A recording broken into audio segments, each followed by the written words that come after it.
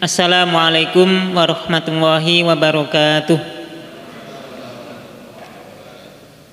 Alhamdulillahi ala ihsanih wa syukru lahu ala taufiqihi wa amtinani. Asyhadu an la ilaha illallah wahdahu la syarikalah ta'ziman li sya'nih. Wa asyhadu anna Muhammadan abduhu wa rasuluh da'iyan ilallahi wa ridwanih. Allahumma salli wa sallim ala hadan nabiyil karim wa ala alihi wa ikhwanih. Allahumma ati nufusana taqwaha wa zakkiha wa anta khairu man zakkaha anta waliyuha wa maulaha. Allahumma anfa'na bima 'allamtana wa 'allimna ma yanfa'una wa zidna ilma. Amma ba'du, fa inna asdaqal hadisi kitabullah wa khairal hadyi hadyu Muhammadin sallallahu alaihi wasallam wa syarrul umuri muhdatsatuha wa kullu muhdatsatin bid'ah wa kullu bid'atin dhalalah wa kullu dhalalatin finnar. Bapak Ibu jamaah salat maghrib Masjid Al-Mubarak yang dirahmati Allah Subhanahu wa taala. Insyaallah pada malam hari ini kita akan melanjutkan pembahasan sirah, dan kita sudah mengawali pembahasan tentang kisah Bani Israel. Kita sudah bahas kenapa dinamakan Bani Israel, kemudian kisah Nabi Ishak, Nabi Yakub, Nabi Yusuf. Kemudian masuk kisah Bani Israel pada saat zaman Nabi Musa alaihissalam. Dan pada malam ini kita akan membahas tentang mukjizat-mukjizat Nabi Musa alaihissalam ketika Nabi Musa bersama dengan kaumnya Bani Israel. Wabil khusus nanti ketika di Mesir dan bertemu dengan Fir'aun. Insya Allah kita akan langsung merujuk pada surat Al-Qasas dan nanti sebagian di dalam surat Asy-Syu'ara, karena ini bercerita tentang Nabi Musa alaihissalam dan dialognya bersama dengan Fir'aun. Yang pertama, ini masih lanjutan kisah tentang Nabi Musa alaihissalam waktu keluar dari Mesir, kemudian menuju satu tempat yang dikenal dengan daerah Madyan. Istilah nanti Nabi Musa alaihissalam bertemu dengan masyarakat yang sedang mengambil air dan bertemu dengan dua wanita yang ini nanti adalah putrinya Nabi Syu'aib alaihissalam. Maka kemudian setelah Nabi Musa membantu dua putrinya Nabi Syu'aib, Nabi Musa kemudian duduk di satu pohon dengan merasa lapar dan berdoa kepada Allah Subhanahu wa taala, Rabbi inni lima anzalta ilayya min khairin fakir. Maknanya Nabi Musa alaihissalam karena merasa lapar ingin membutuhkan bantuan terutama berupa makanan. Faja'adu ihdahuma tamshi alastihya'in. Tiba-tiba kemudian salah satu di antara putrinya Nabi Syu'aib ini datang menemui Nabi Musa alaihissalam dan mengundang Nabi Musa untuk bisa bertemu dengan ayahnya.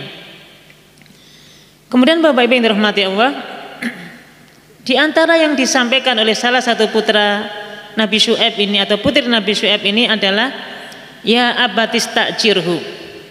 Kata salah satu putrinya, wahai bapakku, bagaimana kalau kita memperkerjakan pemuda yang membantu kami?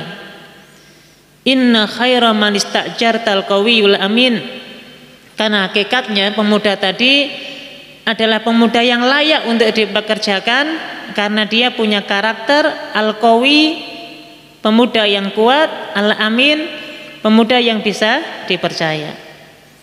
Tapi Bapak Ibu tidak hanya dipekerjakan, bahkan kata Nabi Syu'aib di dalam cerita ini, qala inni uridu an unkihaka ihdabnatayya hataini ala anta juroni sama niyata hijaj. Kata Nabi Syu'aib mengatakan, saya ingin menikahkan engkau dengan salah satu putriku dan maharnya adalah sama niyata hijaj atau sama niyah hijaj, maknanya mengembala kambing selama 7 tahun. Fa in atmamta asyran famin indik. Tapi kalau memang mau disempurnakan 10 tahun itu jauh lebih baik. Jadi inilah maharnya Nabi Syu'aib maharnya Nabi Musa untuk bisa menikah dengan salah satu putrinya Nabi Syuaib. Berupa apa Bapak Ibu maharnya? Mengembala kambing, dan nggak tanggung-tanggung selama 7 bahkan sampai 10 tahun. Bahkan nanti para ulama tafsir lebih menguatkan bahwasanya Nabi Musa alaihissalam maharnya untuk bisa menikah dengan salah satu putri Nabi Syuaib itu maharnya nanti mengembala sampai 10 tahun. Dari sini menunjukkan bahwasanya setiap nabi yang Allah Subhanahu wa taala utus di muka bumi ini melainkan dulunya pernah mengembala kambing. Tentu Nabi Musa ketika menikahi putrinya Nabi Syuaib ini dan maharnya mengembala kambing, Nabi Musa belum ditunjuk menjadi seorang nabi. Belum ditunjuk menjadi seorang nabi dan rasul. Maka Nabi sallallahu alaihi wasallam pernah menyampaikan ma ba'asallahu nabiyyan illa wara'al ghanam. Tidaklah Allah Subhanahu wa taala mengutus satu utusan di muka bumi ini melainkan pernah menjadi pengembala kambing. Nabi Muhammad sallallahu alaihi wasallam dulunya menjadi pengembala kambing ketika tinggal bersama paman beliau Abu Thalib. Bahkan nanti Nabi sallallahu alaihi wasallam ya dulu ketika ada di Bani Sa'diyah yang disusui oleh ibu susu beliau, maka diantaranya adalah sudah akrab dengan pengembalaan kambing gitu. Demikian pula Nabi Ibrahim alaihissalam juga tentu peternak kambing dan menjadi pengembala kambing. Maka tidak ada satupun yang Nabi utus di muka bumi ini melainkan dahulu pernah menjadi pengembala kambing. Nah Bapak Ibu yang dirahmati Allah, ada satu tema menarik ya tentang pengembalaan kambing ini. Ada satu buku yang ditulis oleh salah satu pakar sejarah Islam. Buku ini menarik ya, ini buku sejarah Sirah Nabawiyah, tapi dikemas dalam bentuk bahasa yang berbeda dengan umumnya buku sejarah Nabi, Sirah Nabi. Buku ini judulnya Ta'ammul fi Sirah An-Nabawiyah. Jadi interaksi dan tafakur terkait dengan sirah Nabi gitu. Nah, ada satu bab di antara sekian banyak bab itu bercerita tentang Nabi mengembala kambing dan diberi judul khusus tentang pengembalaan kambing ini, judulnya menarik. Diberi judul Min Ra'yil Ghanam ila Ri'ayatil Umam. Berasal dari mengembala kambing sampai memimpin umat. Jadi memang idealnya seorang pemimpin itu dulu pernah mengembala kambing. Maka latihannya seorang presiden itu ya, sebelum jadi presiden itu mestinya latihannya jadi pengembala kambing dulu gitu. Bahkan mungkin ya, mungkin kalau ada seleksi calon bupati, calon gubernur, itu lihat dulu biografinya dulu pernah nggak dia mengembala kambing gitu. Karena semua para nabi dulu diutus itu dulunya mengembala kambing. Makanya kalau nggak pernah ngawal kambing ya kayak gini jadinya gitu ya kurang lebih. Mungkin kayak bebek yang dikembala ya kan banyak ya. Nah Nabi Musa alaihissalam termasuk yang mengembala kambing bahkan cukup panjang ya sampai 10 tahun untuk menjadi mahar ketika bisa menikahi salah satu putri Nabi Syuaib. Nah Bapak Ibu yang dirahmati Allah, maka kemudian di antara yang meyakinkan Nabi Syuaib untuk bisa menikahkan salah satu putrinya dengan Nabi Musa adalah ungkapan dari salah satu putrinya tadi, inna khaira man istajartal qawiyul amin. Sesungguhnya pemuda ini wahai bapakku adalah pemuda yang al-qawi, yang kuat, al-amin, yang bisa dipercaya. Ini mohon maaf ya bapak-bapak, ibu-ibu yang sudah waktunya cari mantu, cari ya mungkin untuk mendamping anak atau apa keluarganya ya.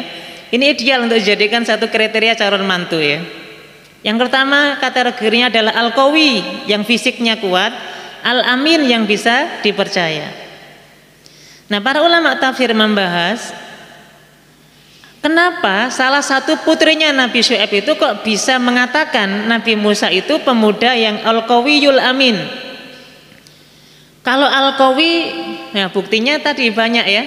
Nabi Musa waktu membantu dua putrinya Nabi Syuaib Itu kan batu yang umumnya diangkat oleh 10 orang, oleh Nabi Musa diangkat sendirian kan. Ini kalau nggak kuat nggak mungkin ini. Jadi misalnya kalau ada 10 orang ngangkat satu batu baru bisa. Nabi Musa alaihissalam itu diangkat sendirian gitu. Ya kan, maka ini menunjukkan wajar tahu bahwa Nabi Musa ini pemuda yang kuat. Nah sekarang Bapak Ibu, ini pertanyaan, dari mana taunya putri Nabi Syuaib itu kalau Nabi Musa ini Al-Amin, punya sifat bisa dipercaya, amanah orangnya. Dari mana? Ada 2 penafsiran. Yang pertama, interaksinya putri Nabi Syuaib ini dengan Nabi Musa. Mungkin dari tutur katanya yang sopan, akhlaknya yang baik, maka bisa disimpulkan, oh ini pemuda yang bisa dipercaya.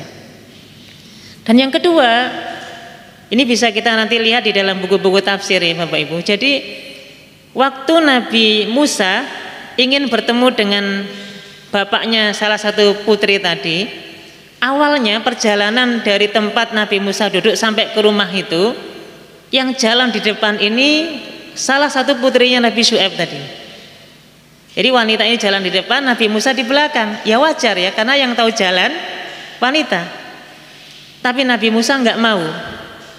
Nabi Musa justru memilih dan mengatakan, wahai si fulana, biar saya yang jalan di depan, kamu jalan di belakang.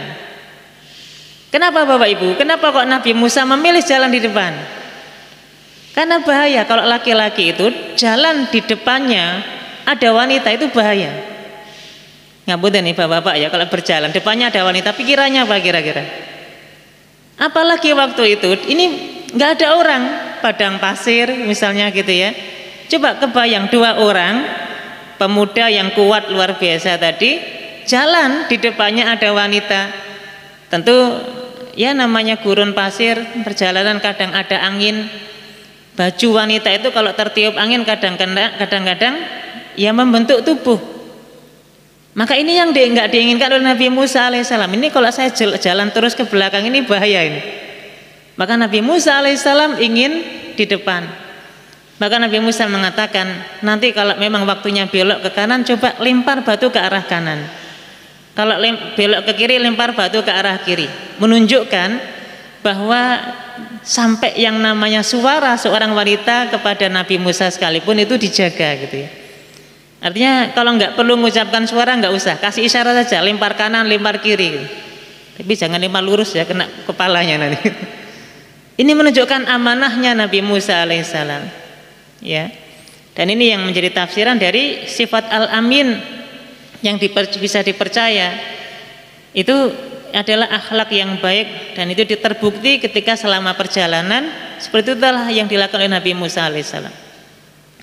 Maka Bapak Ibu yang dirahmati Allah, akhirnya menikah ya Nabi Musa ini dengan salah satu putri Nabi Syuaib. Kemudian ini nanti berjalan selama beberapa waktu, Nabi Musa tinggal di kota Madian. Kemudian di dalam surat Al-Qasas ini Allah menceritakan falamma qada Musal ajal wasara bi ahli anasa min janibit turi naro. Setelah Nabi Musa tinggal di kota Madian, sudah menikah ya, tentu Nabi Musa rindu untuk kembali ke Mesir karena dulu kecil di Mesir ya, pernah hidup di Mesir, bahkan pernah tinggal bersama bapak angkatnya Fir'aun di istana. Maka Nabi Musa rindu untuk kembali ke Mesir. Dan kemudian Nabi Musa mengajak istrinya untuk pergi ke Mesir. Wasara bi ahlihi anasa min janibit tur. Maka ketika itu Nabi Musa saro itu maknanya berjalan di malam hari ya. Jadi berjalan di malam hari sampai kemudian sampai di negeri Tir. Nah, di tengah perjalanan ternyata Nabi Musa alaihissalam menjumpai api. Ketika menjumpai api itu, qala li ahlihim kusu inni anastu naron la'alli atikum minha bi khabarin aw jadwatin minan nari la'allakum tastolun.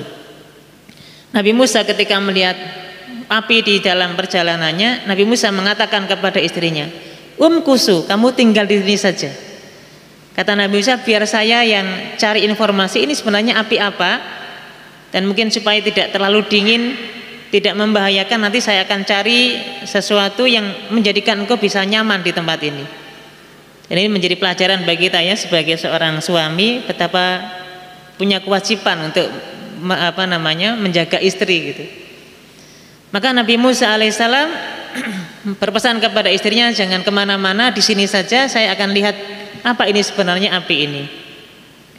Falamma ataha nudiya min syati'il wadil aiman fil buq'atil mubarakah minasyajar.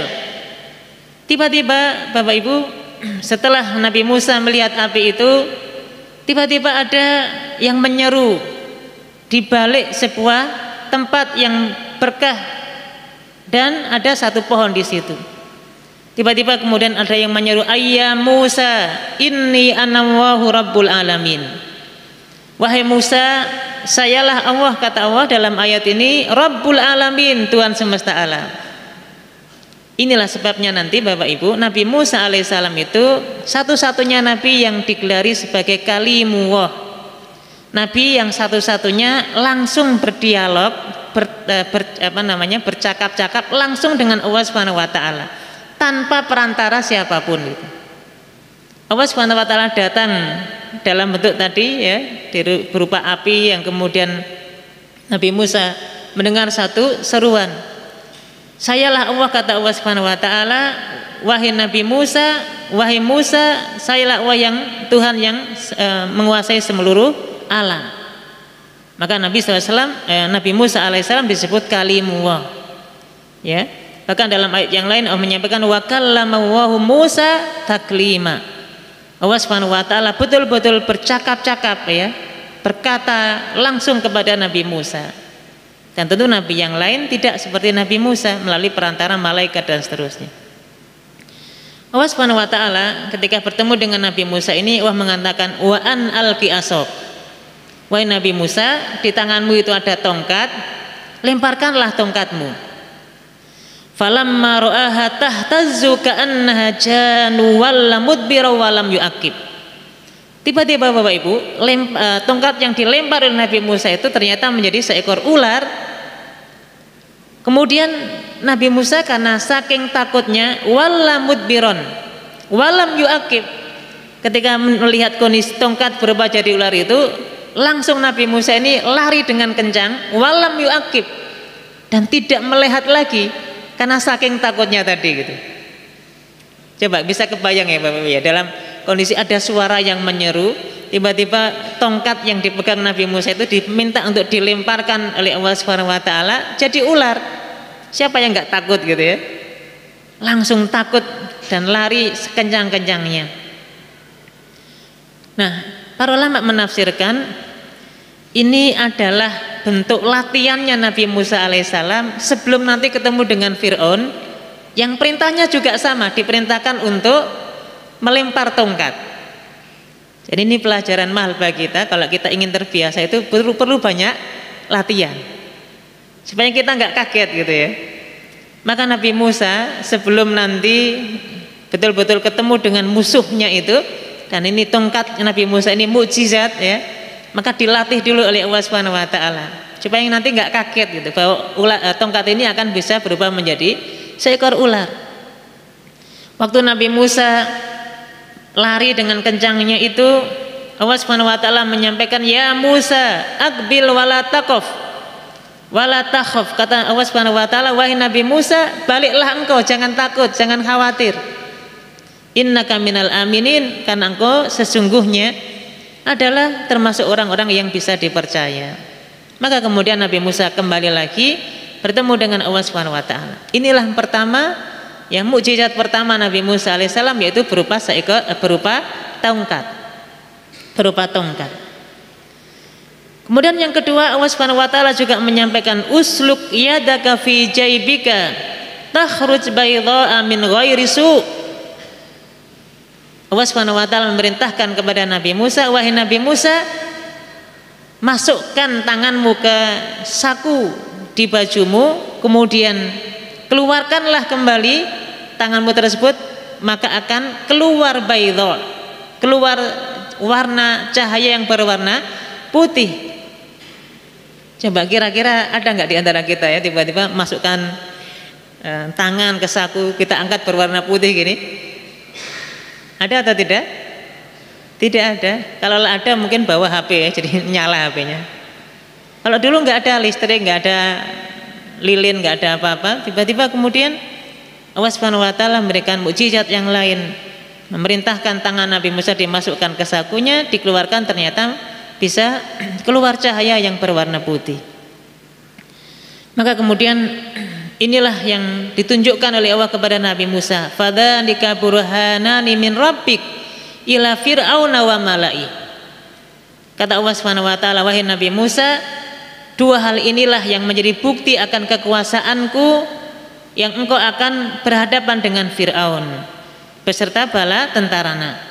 Innahum kanu qauman fasikin. Sesungguhnya Fir'aun dan bala tentaranya itu termasuk kaum yang fasik, orang yang fasik yang banyak berdosa. Maknanya apa? Di sinilah Allah Subhanahu wa taala mengangkat Nabi Musa alaihissalam menjadi seorang nabi dan rasul yang kemudian nanti harus berdakwah kepada Fir'aun dan bala tentaranya. Nah, kemudian waktu Allah Subhanahu wa taala menunjuk Nabi Musa menjadi nabi dan rasul itu, Nabi Musa punya alasan. Apa alasannya? Qala rabbi inni qataltu minhum nafsan fa akhafu ayaktulun. Wahai Allah, dulu saya lari ke negeri Madyan dan saya mau kembali ke Mesir ini karena dulu saya itu pernah membunuh seseorang. Nah, ini kalau saya harus datang lagi ke Mesir mendakwahi Fir'aun supaya menyembah Allah Subhanahu wa taala, saya khawatir ya Allah mereka ini akan membunuh saya. Karena dulu sudah pernah kita ceritakan nih Bapak Ibu bahwa Nabi Musa pergi ke negeri Madyan itu dalam rangka menyelamatkan diri karena Fir'aun dan bala tentara ini sudah mencari-cari Nabi Musa gara-gara membunuh salah satu pemuda yang ini dari golongan kabilahnya Fir'aun. Nah, tiba-tiba wahai Nabi Musa, kamu yang menjadi nabi dan rasul, datang lagi ke Fir'aun, dakwahi untuk menyembah Allah Subhanahu wa taala dan ajak seluruh kaumnya untuk mengesahkan Allah Subhanahu wa taala. Nah, wajar kemudian Nabi Musa ini menyampaikan, ya Allah, saya ini khawatir kalau datang ke mereka dibunuh saya gitu ya. Nah, kemudian Nabi Musa punya permintaan ya. Wa akhi Harunu huwa afsahu minni lisanan. Ya Allah, ini nanti alasan kedua Nabi Musa ya. Ya Allah, saya ini termasuk orang yang kalau bicara tidak selancar saudara saya yang bernama Harun. Makanya Bapak Ibu, salah satu doa Nabi Musa alaihissalam yang sering kita baca dalam muqaddimah ya, yang mungkin sedang pidato apa, itu kan doanya Nabi Musa ya. Gimana Bapak Ibu? Setelah Nabi Musa minta supaya Nabi Harun ya, saudaranya ini diangkat jadi nabi dan rasul ya, waj'al Haruna akhi. Kemudian Nabi Musa berdoa, Rabbisrohli sodri wa yassirli amri wahlul uqdatam min lisani yafqahu qauli. Kenapa sampai Nabi Musa berdoa dengan doa seperti itu? Rabbisrohli sodri, ya Allah lapangkanlah dadaku ya. Rabbisrohli sodri wa yassirli amri, dan mudahkanlah seluruh urusanku.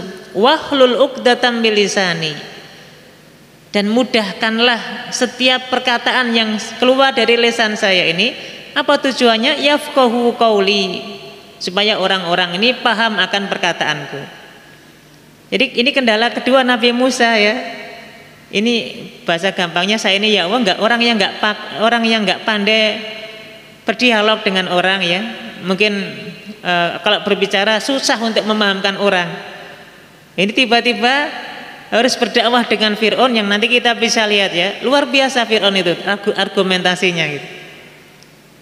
Kalau gitu kata Nabi Musa, wa akhi Harun huwa afsahu minni. Wahai Allah, kalau gitu coba saya minta kawan ya.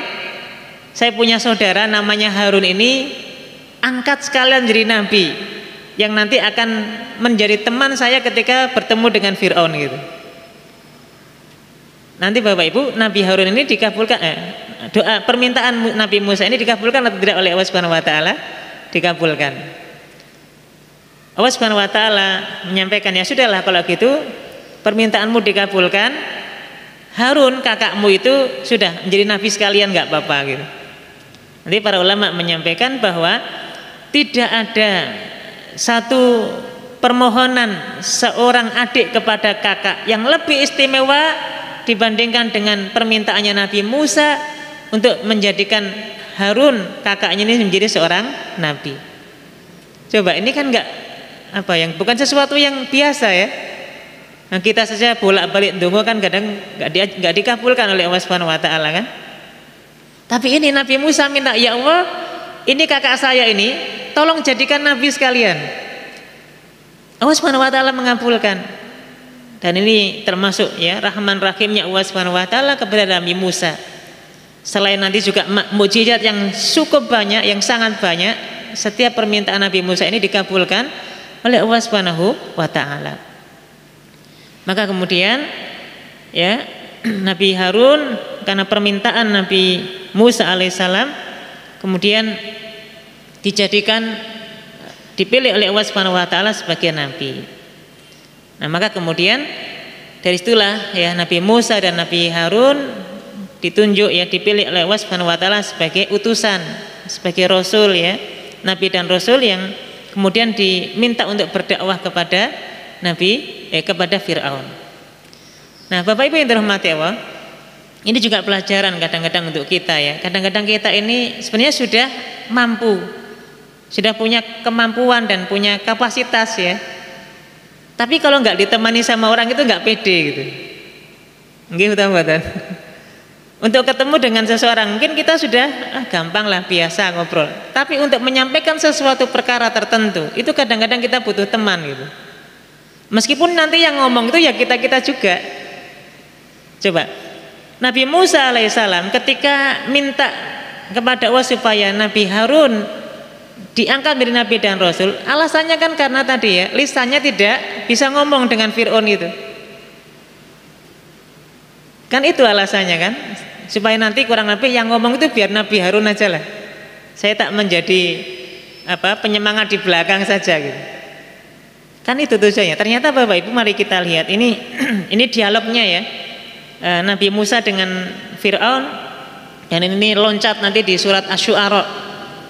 Allah Subhanahu wa taala menceritakan bagaimana dialognya Nabi Musa dengan Firaun, dan ini yang berbicara Nabi Musa bukan Nabi Harun gitu. Ya tadi yang menunjukkan bahwa kadang-kadang kita itu ditemani saja sudah pede gitu. Meskipun sebenarnya ya mampu gitu, tanpa teman pun mampu gitu. Nah, ini dimulai dari dalam surat Asy-Syu'ara ayat yang ke-16. Allah Subhanahu wa taala menceritakan, fa'tiya fir'auna faqula inna rasulu rabbil alamin. Kemudian Nabi Musa dan Nabi Harun ini mendatangi Fir'aun. Ketemulah ya Fir'aun, faqula inna rasulu rabbil alamin.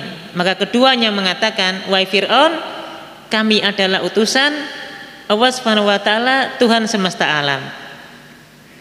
An arsil ma'ana bani Israil, dan kami diutus untuk kalangan Bani Israel. Jadi ini mukadimahnya Nabi Musa ketika bertemu dengan Fir'aun. Apa yang dikatakan Fir'aun Bapak Ibu? Qala alam nurabbika fina walida walabista fina min umurika sinin. Coba ini sekali lagi kita katakan ya, pinternya Fir'aun itu di sini gitu. Jadi untuk menjatuhkan mentalnya Nabi Musa yang mau mendakwahinya itu, Fir'aun langsung mengatakan gini Bapak Ibu, alam nurabbika fina walida. Wahai Nabi Musa, wahai Musa, nggak mungkin nyebut Nabi ya, wahai Musa, bukankah kami dulu yang membesarkanmu di istana ini?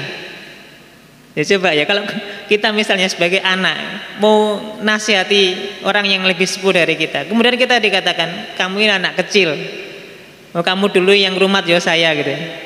Kira-kira kita lanjut bicara nggak sama orang tadi? Enggak. Dan ini sekali lagi cerdasnya Fir'aun di sini ya. Maka wajar ya menganggap dirinya sebagai Tuhan dan seterusnya, itu memang karena luar biasa dalam segi bicara gitu. Walabista fina min umurika sinin. Dulu kamu yang membiayai hidup ya, yang mencari ibu susu dan seterusnya, sampai kamu besar kayak seperti ini, itu semuanya dari kita. Nah, wa fa'alta fa'alataka allati fa'alta wa anta minal kafirin. Nah, kok bisa-bisanya kamu ini, dulu semuanya sudah kami kasih semuanya, kok kamu melakukan ini semuanya? Wa anta minal kafirin. Kalau kamu seperti itu berarti engkau termasuk orang-orang yang ingkar, ya kan? Maka Nabi Musa tentu tidak tinggal diam ya. Nabi Musa kemudian menjawab lagi, qala fa'altuha idza wa ana minadh-dhalin. Ya memang, kata Nabi Musa, saya memang melakukan itu semuanya, ya saya mendapatkan itu semuanya, dan saya termasuk orang yang bersalah ya. Saya termasuk orang yang khilaf dalam hal itu. Nabi Musa mengakui bahwasanya memang dulu ada jasa Fir'aun yang membesarkannya ya, mendidik dan seterusnya. Fa farartu minkum lamma khiftukum fa wahaba li rabbi hukma wa ja'alani minal mursalin. Tapi karena ada satu permasalahan yang saya juga dikejar-kejar oleh kaummu wahai Fir'aun, maka saya melarikan diri dan tibalah saya kemudian wa ja'alani minal mursalin. Allah Subhanahu wa taala mengangkat diriku menjadi seorang nabi. Wa tilka nikmatun tamunnuha alayya an abadta bani Israil. Ini alasan yang kedua Nabi Musa ya. Dan saya melakukan atau menerima kebaikanmu itu wahai Fir'aun, karena memang engkau dulunya itu memperbudak Bani Israel. Maknanya kamu punya kebijakan dulu, kalau ada anak kecil yang lahir di zaman itu engkau bunuh. Maka wajar kemudian dengan kebijakanmu itu, saya kemudian dengan berbagai macam yang Allah Subhanahu wa taala anugerahkan, maka saya bisa menikmati kenikmatan di istanamu. Coba kalau dulu tidak ada kebijakanmu membunuh anak kecil itu, mungkin saya sudah hidup sendiri, nggak pernah mendapatkan kebaikan darimu, ya kan? Ini alasannya Nabi Musa alaihissalam. Ya sudah, ini berarti kalah ya Fir'aun ya, debatnya kalah. Kemudian qala Fir'aunu wa ma rabbul alamin.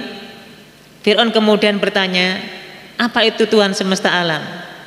Apa itu Tuhan semesta alam?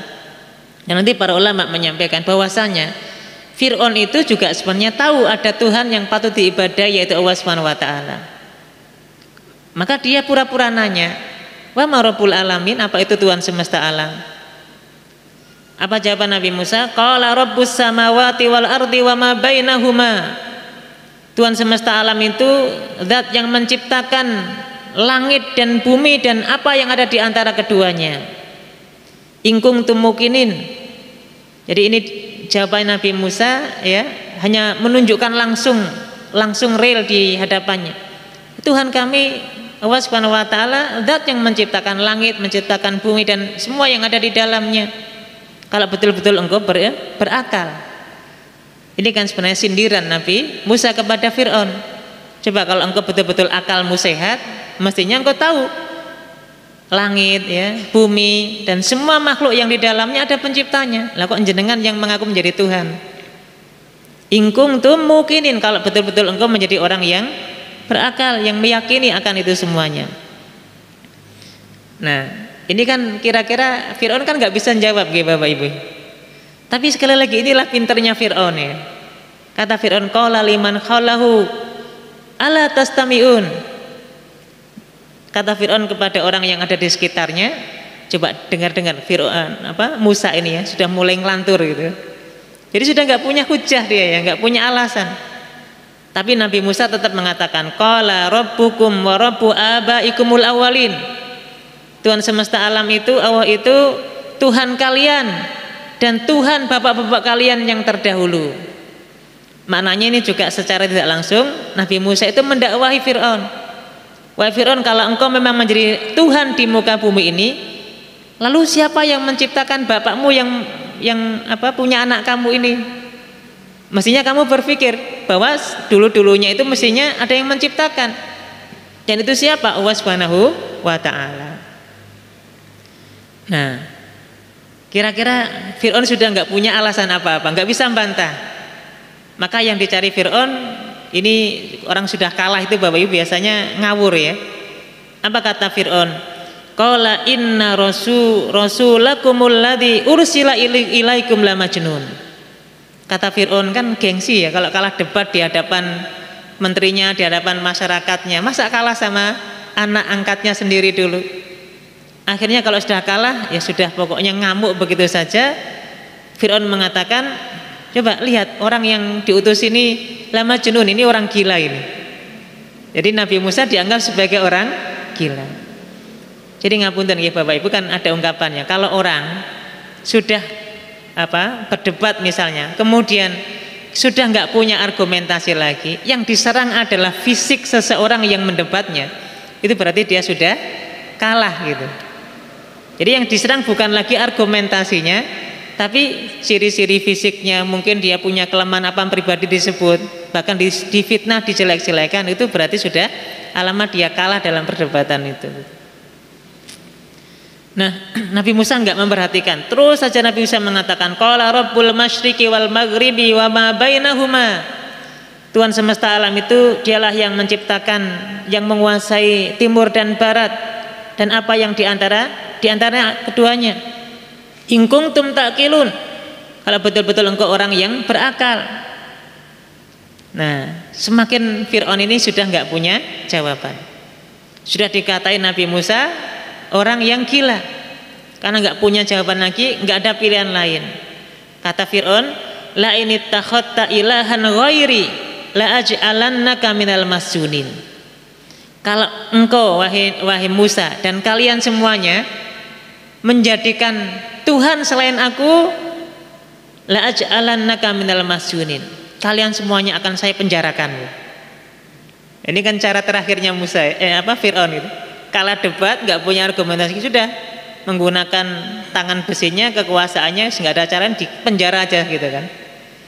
Tapi Nabi Musa masih punya alasan. Qala fa'ti bihi in kunta minas shadiqin. Ya. Tapi kemudian masih Fir'aun ini masih pengen bukti. Coba buktikan kalau betul-betul engkau ini termasuk orang yang bisa dipercaya. Kemudian fa'alqa asahu fa idza hiya su'banun mubin. Tiba-tiba Nabi Musa melemparkan tongkatnya, tiba-tiba menjadi seekor ular yang sangat besar. Ya. Wa naza'a yadahu fa idza hiya baydha'u lin-nadhirin. Kemudian Nabi Musa alaihissalam juga memasukkan tangannya ke sakunya, kemudian mengangkatnya, tiba-tiba keluar cahaya. Kenapa tidak kaget lagi, tidak kabur lagi? Karena sudah latihan tadi nggih Bapak Ibu. Sudah latihan. Kata Fir'aun apa? Qala lil mala'i haulahu inna hadza lasahirun alim. Kata Fir'aun, coba lihat ini wahai pengawal, wahai masyarakat itu. Ini adalah sihir yang sangat nyata. Coba ya, sudah didatangkan ke seperti itu masih mengatakan ini sihir. Dan dulu para jamaah, semua nabi itu dikasih mukjizat oleh Allah Subhanahu wa taala sesuai dengan kondisi kaumnya. Di zaman Nabi Musa, yang paling jago, yang paling terkenal waktu itu adalah ilmu sihir. Bahkan Fir'aun ini kan nanti juga punya as-saharah ya, para tukang-tukang sihir yang luar biasa hebat-hebatnya gitu. Maka Nabi Musa alaihissalam diberikan mukjizat oleh Allah Subhanahu wa taala juga tongkat yang bisa menjadi seekor ular, dan ini dalam rangka menyaingi sihir-sihirnya Fir'aun. Nabi Isa alaihissalam mukjizatnya salah satunya bisa menghidupkan orang yang mati. Karena memang dulu di zaman Nabi Isa itu masyarakatnya adalah orang yang sangat pandai dalam masalah ilmu kesehatan. Jadi jago-jago dulu gitu. Maka Allah Subhanahu wa taala memberikan mukjizat yang kaitannya dengan kesehatan. Allah tunjukkan kepada Nabi Isa bisa menghidupkan orang yang sudah mati, bisa membuat burung dari tanah gitu kan. Karena sesuai dengan kondisi kaumnya. Nabi Muhammad SAW tentu masyarakat Arabnya luar biasa dalam masalah syair. Allah Subhanahu wa taala berikan mukjizat yang melebihi syair-syairnya orang Arab berupa apa? Al-Quran. Dan ini mukjizat yang kekal ya sampai hari kiamat. Jadi semua para nabi diberikan mukjizat sesuai dengan kondisi kaumnya. Maka Allah Subhanahu wa taala menunjukkan ya, tongkat Nabi Musa ini berubah menjadi seekor ular yang sangat besar. Kemudian Bapak Ibu coba ya, ini pinternya Fir'aun itu kemudian tadi mengatakan ini sihir ini. Kemudian Fir'aun mengatakan yuridu ayyukhrijakum min ardikum bisihrihi famadza ta'murun. Karena sudah nggak bisa berargumen lagi, Fir'aun memprovokasi kaumnya, mengatakan, lihat Musa ini dengan sihirnya ingin menguasai kekuasaan ini dan ingin mengusir kita semuanya dari negeri Mesir. Famadza ta'murun, kira-kira wahai rakyatku, wahai para pembesar, apa yang kalian usulkan kepada saya untuk Fir'aun ini, untuk Musa ini? Ini kan provokasi nih Bapak Ibu ya. Sudah kalah dan semuanya, coba lihat Musa ini, lihat dengan sihirnya ini ingin menguasai Mesir dan ingin mengeluarkan kita semuanya dari Mesir. Coba usul kira-kira apa yang terbaik untuk Musa ini. Seandainya ada yang mengatakan ya, seandainya waktu itu kok usulannya membunuh Nabi Musa, sangat mungkin Nabi Musa dibunuh gitu. Ya kan? Dan ini ibaratnya kan Fir'aun ini kan golek bolo ya Bapak Ibu ya. Karena sudah kalah, mengumpulkan opini ya, pendapat-pendapat kaumnya supaya mendukung apa yang dilakukan Fir'aun. Nah inilah Bapak Ibu ya. Kemudian nanti usulannya adalah, wahai Fir'aun, kalau ini sihir, coba tandingi dengan sihir-sihir yang lain. Maka nanti beradu sihir. Ya, Fir'aun mengundang tukang-tukang sihirnya, kemudian Nabi Musa alaihissalam nanti datang dengan membawa tongkatnya gitu ya. Ini nanti diceritakan oleh Allah Subhanahu wa taala, dan sampai kemudian tukang-tukang sihir itu masuk Islam ketika melihat mukjizat Nabi Musa berupa ular yang betul-betul ular, yang awalnya tongkat yang memakan semua ular-ularnya tukang sihirnya Fir'aun. Nah inilah Bapak Ibu ya terkait dengan mukjizat Nabi Musa.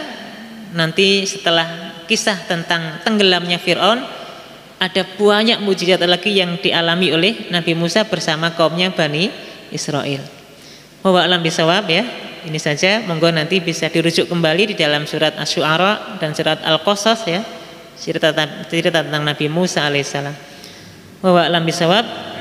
Subhanakallahumma wa bihamdika asyhadu an la ilaha illa anta astaghfiruka wa atubu ilaik. Wassallallahu ala sayyidina Muhammadin. Assalamualaikum warahmatullahi wabarakatuh.